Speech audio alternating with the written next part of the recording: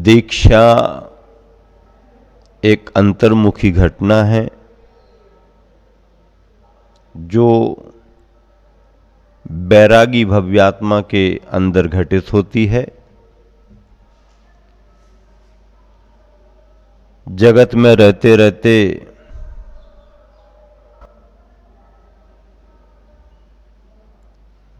जो संसार और शरीर के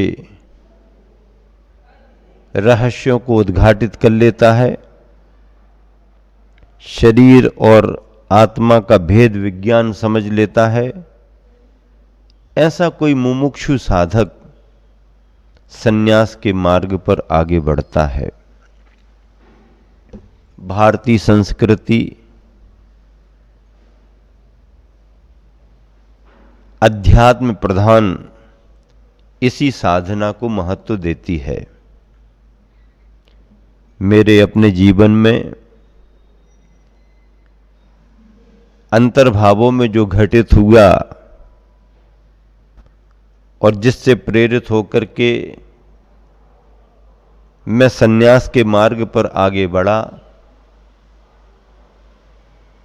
वो भी एक अलग प्रकार का अनुभव है।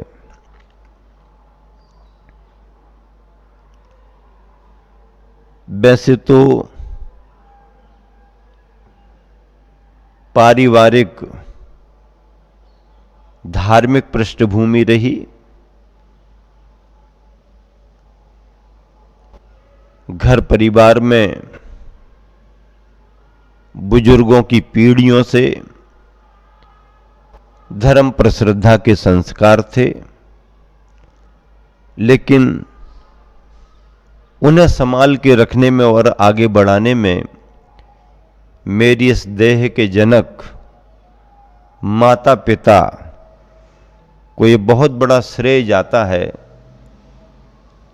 कि उन्होंने बचपन से ही धर्म के इन कार्यों के लिए प्रेरित किया। गृहस्थ जीवन की बड़ी बहन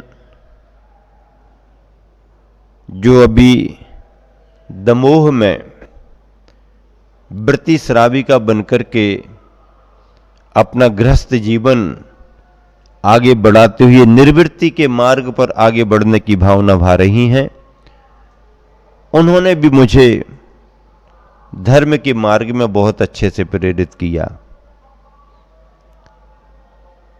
परिणाम ये निकला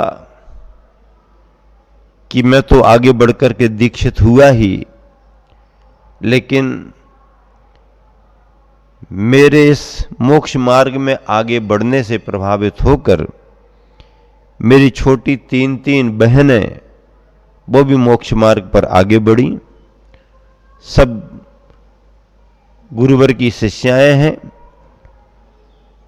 आचर्षी से दीक्षित होकर के आरिका संयममती बनी, गुरुवर आचर्षी से ही दीक्षित होकर के आरिका स्वभावमती माता जी बनी, जो दोनों आरिका दृढ़मती माता जी के संग में है। और सबसे छोटी बहन ब्रह्मचारिणी बबीता दीदी, जो स्वाध्याय मार्ग में निरंतर संलग्न रह करके आगे बढ़ रही हैं। कोई एक भव्यात्मा आगे बढ़ता है तो उससे प्रेरित होकर के और भी पारिवारिक वातावरण प्रभावना कम बन जाता है। बचपन से ही मुझे मुनियों की कथा कहानियां सुनने को मिलती थीं और 5वीं कक्षा में पहुंचते पहुंचते जब परीक्षा पास कर ली तो ग्रीष्म काल में ननिहाल में मरखेड़ा ग्राम में थे। वहाँ मुनिवर बोध सागर जी, जो मेरी माँ के पिता अर्थात मैं उन्हें नाना कहा करता था, ऐसे वो दोनों भाई निर्ग्रंथ मुनि बने। मुनिवर बोध सागर जी और बहुत बाद में सन 1980 में दीक्षित होने वाले मुनिवर समता सागर जी, समता सागर जी उनका नाम था। ये दोनों शिष्य आचार्य धर्म सागर जी के थे। मुनिवर बोध सागर जी महाराज का सानिध्य मिला, श्रद्धा बढ़ती गई, संस्कार मिलते गए और फिर सन 1980 में गुरुवर आचार्य श्री का आगमन सागर में हुआ। मैं हायर सेकेंडरी की परीक्षा देकर के गर्मी के दिनों में सागर में था।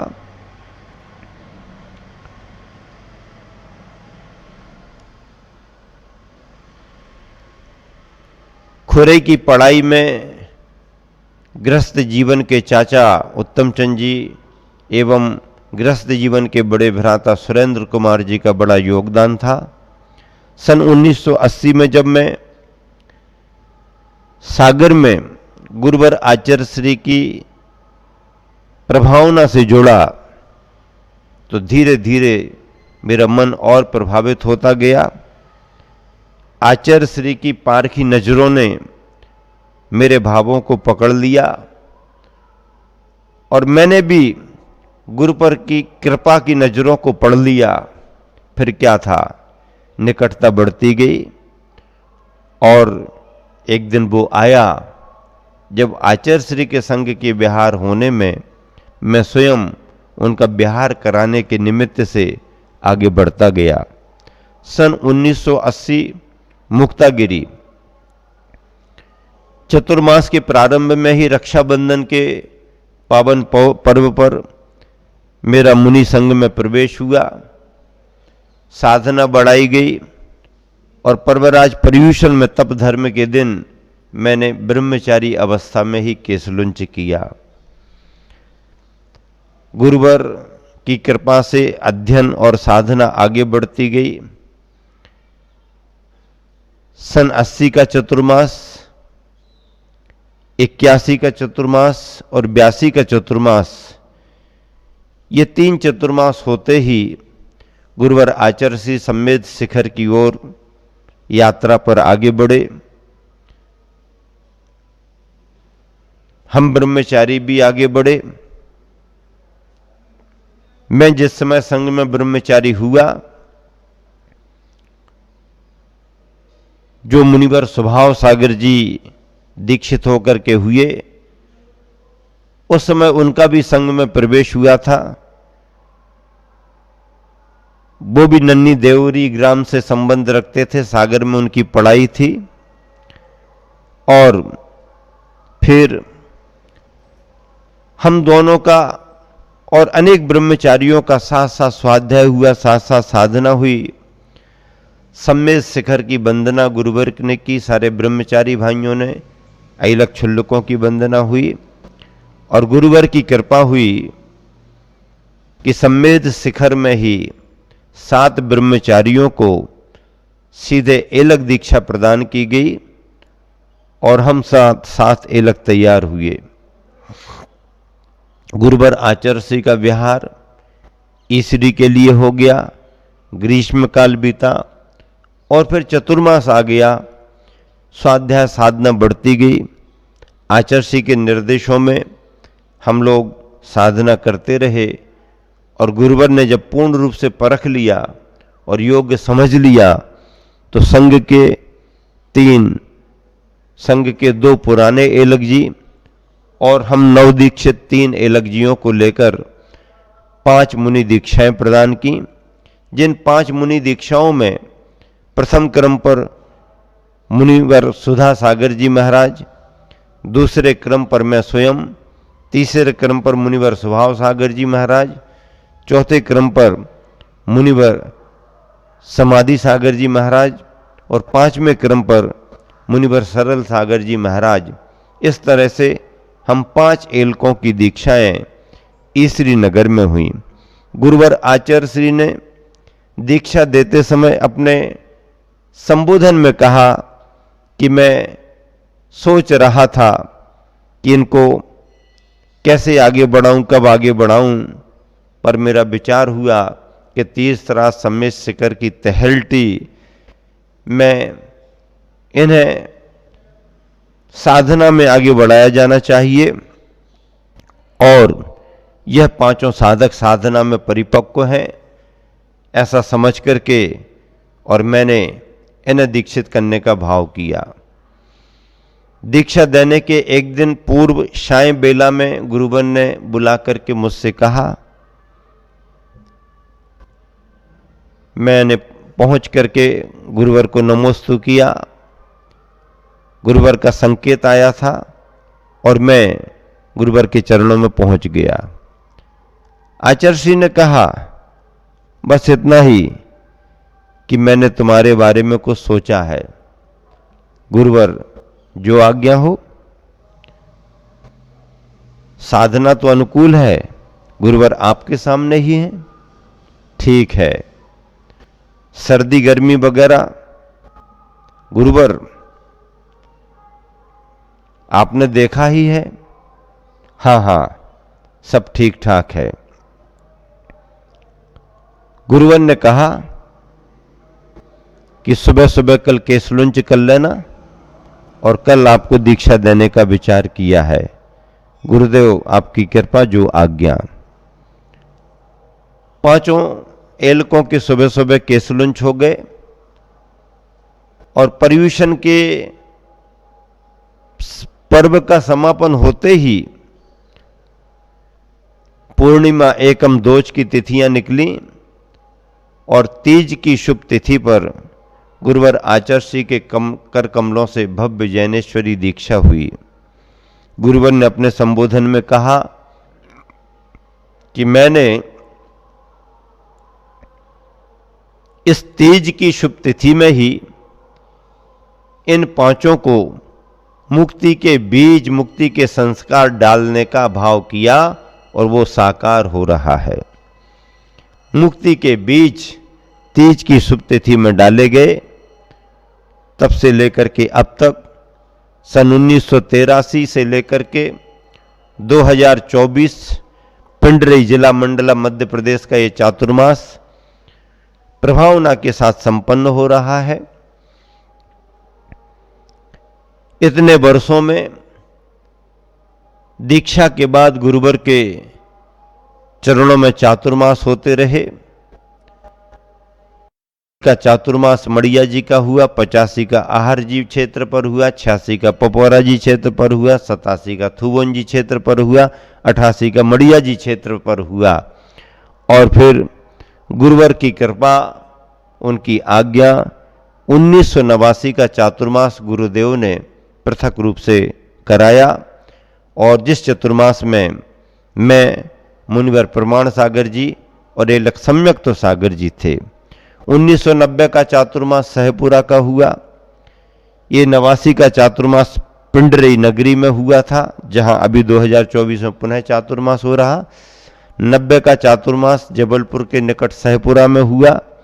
सहपुरा में मुनिवर क्षमा सागर जी, मेरे अग्रज, मैं स्वयं, मुनिवर प्रमाण सागर जी, एलक उदार सागर जी, एलक बात्सल्य सागर जी भी चतुर्मास में थे रहे।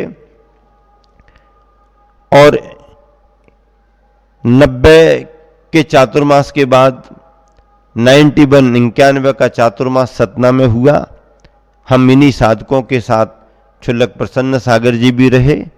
1992 का चातुर्मास विदिशा का हुआ, हम सभी साधक रहे। 93 के चातुर्मास में गुरुवर आचार्य श्री की कृपा हुई और महाराष्ट्र के रामटेक क्षेत्र पर गुरुवर के साथ चातुर्मास करने का योग बना। ये 1993 की बात। 1994 में चातुर्मास हुआ मेरा, मुनि प्रमाण सागर जी और एक निश्चय सागर जी, इन तीनों का चतुर्मास आचार्य श्री ने कटनी में कराया। 94 के बाद 95 का भोपाल में हम तीनों का हुआ। 96 में गोटे गांव में तीनों का हुआ। 97 में सागर में तीनों का हुआ। 98 ललितपुर में भी तीनों का हुआ। 99 भोजपुर में भी। 2000, 2001, 2002 और 2003 तक हम तीनों का ही चातुर्मास साथ साथ होता रहा।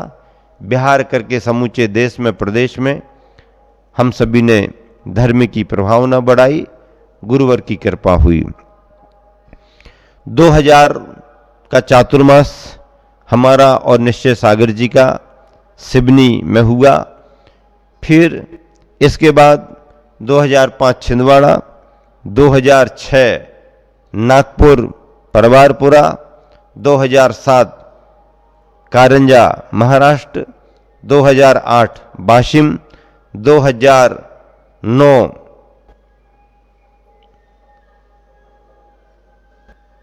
सदलगा, 2010 सदलगा गुरुवर का जन्मग्राम कर्नाटक में सदलगा में हुआ, 2010 इचलकरंजी, 2011 अकोला, 2012 का चातुर्मास पारोला, 2012 का चातुर्मास जालना, 2013 का पारोला, 2014 का वर्धा, 2015 का चातुर्मास वर्धा, 2016 का चातुर्मास खातेगांव, 2017, 18 और 19 बागड़ राजस्थान में क्रमशः खांदू कॉलोनी, बागीदोरा और घाटोल में हुआ। 2019 का चातुर्मास विदिशा शीतलधाम, 2020 सिलवानी, 2021 बेगमगंज, 2022 सिलवानी के बाद बेगमगंज, बेगमगंज के बाद 2023 का चातुर्मास कटनी और 2024 का चातुर्मास पिंडरी हो रहा है। गुरुवर की कृपा से देश प्रदेश में सर्वत्र विहार करते हुए यह स्वाध्याय साधना से धर्म की प्रभावना की है और गुरुवर की समाधि के पश्चात ये पहला चतुर्मास हमारा यहाँ पर हो रहा है। 2022 और 23 के चतुर्मासों में मेरे साथ मुनिवर महासागर जी और मुनिवर निष्कंप सागर जी भी रहे। इन दोनों मुनिवरों का बड़ा सहयोग है, स्नेह भाव भी है और निरंतर, भले ही अभी उनका चतुर्मास चंदेरी और आष्टा में अलग अलग हो रहा है अन्य संघों के रूप में, लेकिन हम लोगों का संवाद बराबर होता रहता है और एक दूसरे को सहयोग की भावनाएं निरंतर बनी रहती हैं और उनके साथ रहने वाली बहुत मधुर मधुर और मीठी स्मृतियां भी हमारे साथ जुड़ी हैं। इस वर्ष आचार्य समय सागर जी महाराज जी के आदेश से वृत्ति नगरी पिंडरी में चातुर्मास हो रहा है। ये हमारे भौतिक दीक्षा के क्रम का जो आपको एक अवसर मिला है सुनने का, वो इस दीक्षा के पर्व पर आप सभी सुन रहे हैं। मैं समझता हूँ दीक्षा साधक के जीवन की एक अंतर्मुखी घटना होती है, वो आत्मोन्मुखी होता है। और कालखंड से दीक्षा का संबंध क्या है? भावों से तो साधक निरंतर दीक्षित होता रहता है। जिस तरह से गुरुवर की कृपा निरंतर बरसती रही है, उसी तरह की कृपा से फलीभूत होकर के मैं अपने मोक्ष मार्ग पर निरंतर आगे बढ़ता रहूं, अंतर्मुखी बनूं, सहज साधक बनूं, स्वाध्यायी बनूं और सभी के प्रति सद्भावना रख करके धर्म की प्रभावना में और आत्म साधना में निरंतर संलग्न रहूं। इसी शुभ भावना से विराम देता हूं।